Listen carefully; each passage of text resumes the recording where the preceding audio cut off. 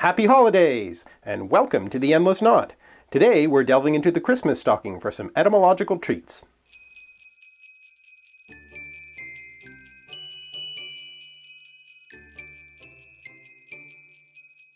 Before we get into the stockings, let's start with the word Christmas. The first part is easy, obviously coming from Christ, meaning anointed, coming from a root that means to rub, that also gives us grime, grizzly, and cream. So think about that as you eat the cream-filled chocolate you got in your Christmas stocking. By the way, the abbreviation Xmas is not a modern barbarism or an attempt to take the Christ out of Christmas, but in fact goes back to the 16th century. The X is actually the Greek letter Chi, the first letter of Christos, and was used as an abbreviation for the name. The Mass part of Christmas obviously refers to the Mass, the church service. It probably comes from the Latin phrase ita missa est at the end of the service, meaning go, it is sent, or in other words, go, you are dismissed.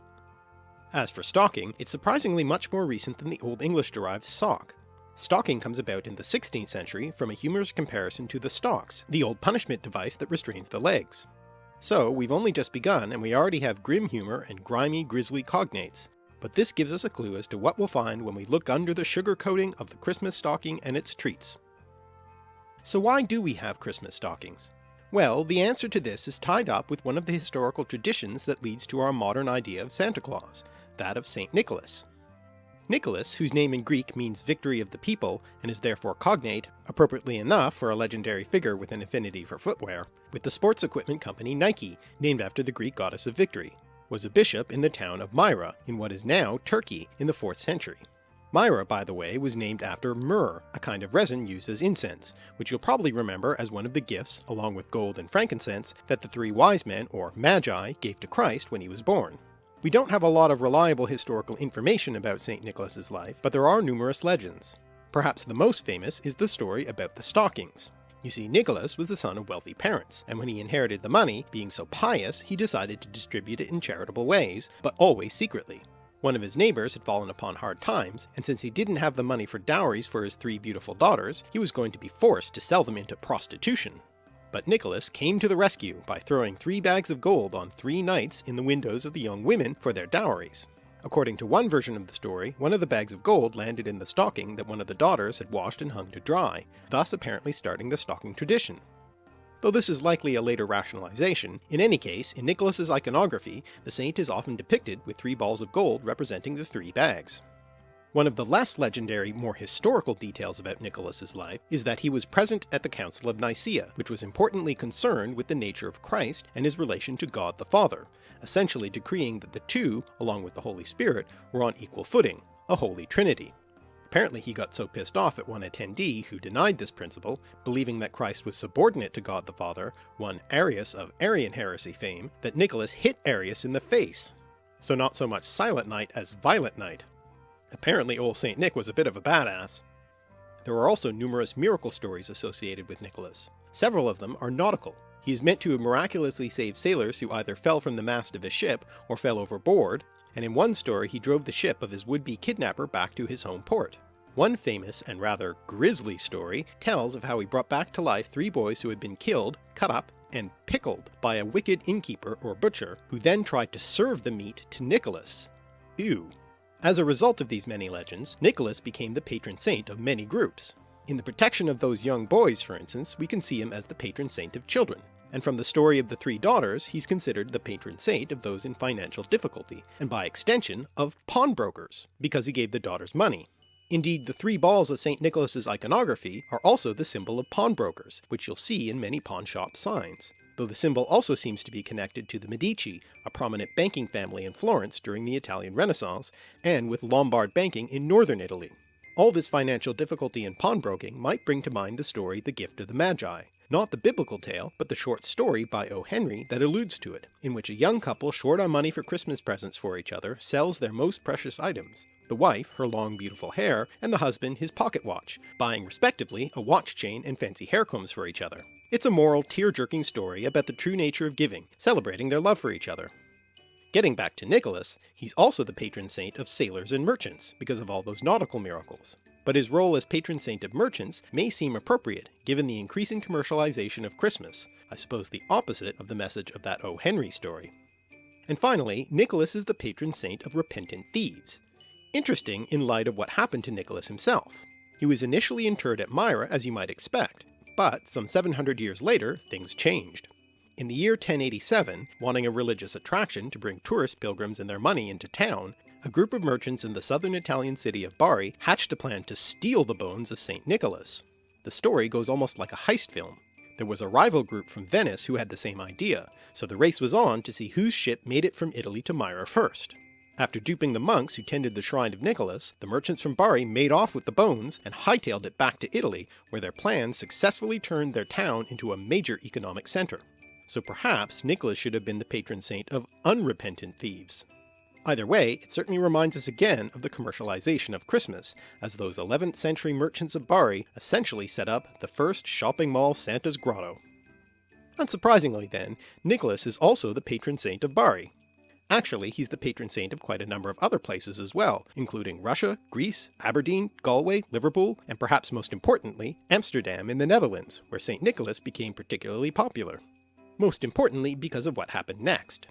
The tradition developed in the Netherlands of leaving out one's shoe or boot, not stocking you'll note, to receive a gift from Nicholas, who became known there as Sinterklaas, from Sint Nicolaas, with food in it for his horse named Amerigo. In the 16th century, the Netherlands came under the control of Catholic Spain, so Sinterklaas was thought to live most of the year in Spain, and when he came to the Netherlands he brought with him a Moorish sidekick who was known as Zwarte Piet, or Black Peter. His role is to threaten children who haven't been good with punishment, either by carrying them off, or by leaving a switch so the disobedient child can be caned, grimly appropriate given the origin of the word stalking as a punishment. In recent years, by the way, the figure of Black Peter has been criticized as racist, since he is portrayed by people in blackface makeup. This is sometimes sugar-coated by explaining it away as him simply being covered in soot from coming down the chimney, but it seems pretty clear that the figure comes from the early modern representations of Spanish Moors.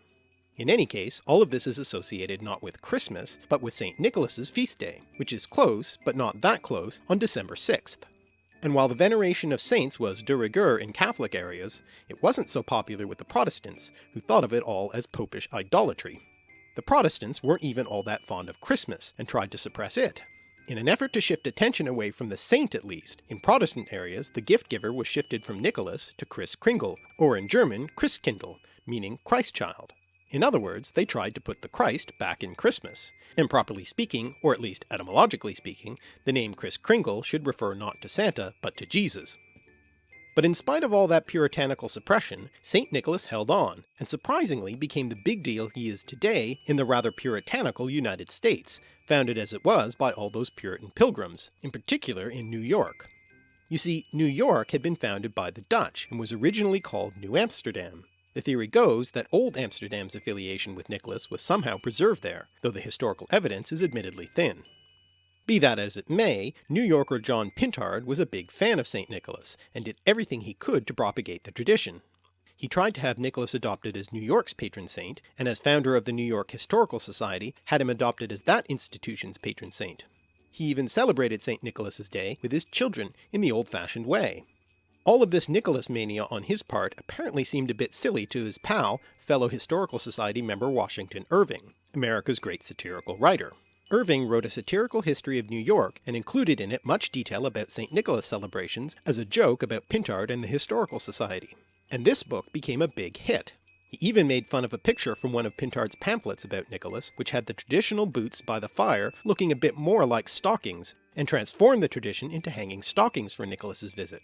So we may have the tradition of the Christmas stocking because of a 19th century joke. And by the time Clement Clarke Moore, another member of the Historical Society, wrote his A Visit from St. Nicholas, more famously known by its first line, "'Twas the night before Christmas," we have St. Nick arrive, now on Christmas Eve rather than St. Nicholas Eve, to put treats in the stockings hung by the chimney with care, in hopes that St. Nicholas soon would be there. So much for the Christmas stockings themselves, but what about the contents of those stockings, the sweet treats within? Well, perhaps the most famous and iconic stocking stuffer is the candy cane. The legend goes that the candy cane was invented in the 1670s by the choirmaster at the Cologne Cathedral, who was annoyed by all the noise the children made while visiting the creche scene. Well, better a candy caning than the actual caning Black Peter had in store for disobedient children.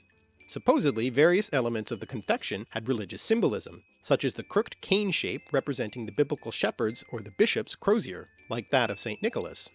Or, flip the other way, the letter J for Jesus, and the red and white colours, clearly Christmas colours, the blood and purity of Christ respectively. Unfortunately, there's very little historical evidence for any of this, with no mention of the popular Christmas confection earlier than the 19th century. However, appropriately enough, a machine for automatically making the curved shape was invented by a Catholic seminary student, Gregory Harding Keller, who spent his summers off working in a candy factory, which he patented as the Keller machine.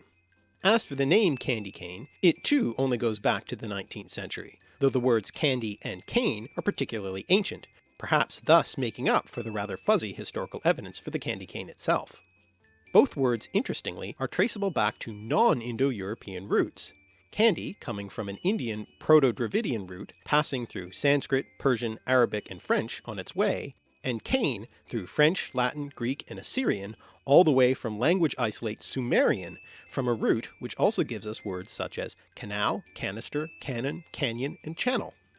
Another sweet treat indelibly associated with Christmas is the sugar plum, visions of which danced in the heads of the children in Clement Clarke Moore's poem. And I'll bet you're already hearing in your head Tchaikovsky's Dance of the Sugar Plum Fairy from the Nutcracker at the mere mention of them. But what actually are they? Well, here's where the literal sugar coating comes in, but they're surprisingly not sugar-coated plums, but instead sugar-coated seeds or nuts. They're probably called plums just because they resemble them in shape and size, but historically they never contained plums or fruit of any kind. The process of sugar coating layer by layer was so laborious and difficult that they were a real luxury item, so much so that the term was soon used figuratively to refer to something pleasing or desirable, especially when given as a bribe. In fact, this figurative sense is actually attested in writing long before the literal sense as a confection. So I guess we could say that those candy canes given as bribes to silence children were actually sugar plums. Etymologically speaking, plum is pretty straightforward, coming from Greek prumnon of the same meaning, possibly borrowed from another language of Asia Minor such as Phrygian. We get the word twice in English, once through the Latinate side as prune, and again through the Germanic branch, where pr becomes pl, as plum. Makes sense, no? As for sugar, the word comes into English via Persian, Arabic, Latin and French, ultimately from the Sanskrit root sharkara, originally meaning the less appetizing sounding gravel or grit. I guess the sugar coating got sugar-coated itself. Another favourite in the stocking are treats made from the almond-based marzipan. The origins of both the confection and the word itself are debated and uncertain. The folk etymology is that the word corresponds to Latin marci panis, meaning Mark's bread, or martius panis, meaning March bread. Indeed, the earlier form of the word in English was marchpane, until it was reborrowed from German as marzipan. One modern theory about the word is it comes from Arabic mavaban, meaning literally king who sits still. The word, Latinized as matapanus, was applied to Venetian coins, also known as Venetian grossi, with a picture of Christ enthroned on them, which were kept in ornate boxes, which then also came to be referred to by the same word. And later, when the coin was out of circulation and the boxes were used to hold confections, those received the name. Well, it does seem a bit of a stretch, but the Christ connection would certainly make marzipan appropriate for Christmas. Another theory is that the word comes from a Burmese port named Martaban, which was famous for its export of fancy glazed jars containing sweets or preserves, and again the word transferred from the container to the contents. The patron saint of merchants might prefer this theory. Speaking of Christmassy bread-related folk etymologies, the bread in gingerbread isn't actually bread. The word gingerbread comes from Old French gingembre, meaning gingered, or preserved ginger, with the bras ending eventually being replaced by folk etymology with bread. The word ginger itself has a long history twisting back through such languages as Latin and Greek to Sanskrit roots, if you'll pardon the pun, meaning horn and body, in reference to the shape of the spicy root. Though this may in fact be yet another folk etymology, with the word coming into Sanskrit from a Dravidian root. Gingerbread seems to have made its appearance in Europe in the 11th century, imported from the Middle East by the Crusaders. The first recorded instance of gingerbread being shaped into figures is often claimed to be in the 16th century, when Queen Elizabeth I had figures of her guests made out of gingerbread. There's also a story of Holy Roman Emperor Frederick III in the 15th century using gingerbread likenesses of himself to bolster public opinion of him. The folktale of the gingerbread man who runs away from a series of pursuers first appears in print in an 1875 issue of a children's magazine called, coincidentally enough, St. Nicholas Magazine. The other Christmassy tradition relating to gingerbread is the gingerbread house, which may have its origins in the Hansel and Gretel folktale, recorded by the Brothers Grimm. Of course, no Christmas stocking would be complete without some chocolate in it, and you probably know that chocolate comes from Mesoamerica, as does the word, coming into English through Spanish, though the exact root is unknown. One possibility is that it comes from Aztec Nahuatl roots meaning bitter water, or the first element may come from the Yucatec Maya word meaning hot, so hot water. Either way, it's clear that originally chocolate was something you drink, and solid chocolate wasn't a thing until the 19th century, so in fact that's the earliest you'd find it in your Christmas stocking. And finally, we come to that sweet orange nestled in the toe of the stocking, whether it's a mandarin, a satsuma, a tangerine, or a clementine. Mandarin, surprisingly, isn't a Mandarin word, or any Chinese word at all, though it was used to refer to Chinese officials, and thence the language they spoke. It comes into English from the Portuguese, who picked it up from Malay, ultimately from Sanskrit mantran, meaning counselor. This word is derived from Sanskrit mantra, meaning counsel, from man, meaning think, ultimately from a Proto-Indo-European root that also gives us mind. The word was applied to the fruit because it was reminiscent of the yellow robes worn by the mandarins. Satsuma and tangerine are both toponyms, reflecting where the fruits were imported from, Satsuma Province, Japan, and Tangier, Morocco, respectively. The word tangerine was originally applied as an adjective to anything from Tangier, such as a person from the town. The name of the city was said to have come from Tingis, the daughter of the Greek god Atlas, but probably comes from a Semitic root meaning harbour. And as for clementine, well, it's an eponym after the French missionary Clément Rodier, who first bred the fruit in Algeria. But although the fruit itself comes from far afield, its symbolism in the stocking takes us back to that first story of Nicholas, as it's sometimes held to represent those same gold balls that were old St. Nick's anonymous present to those 3 daughters in Myra.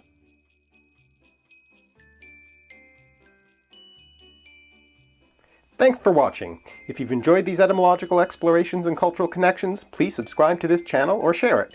You can also sign up for email notifications of new videos in the description below. And check out our Patreon page where you can make a contribution to help me make more videos. Leave a comment or question, or tweet @alliterative.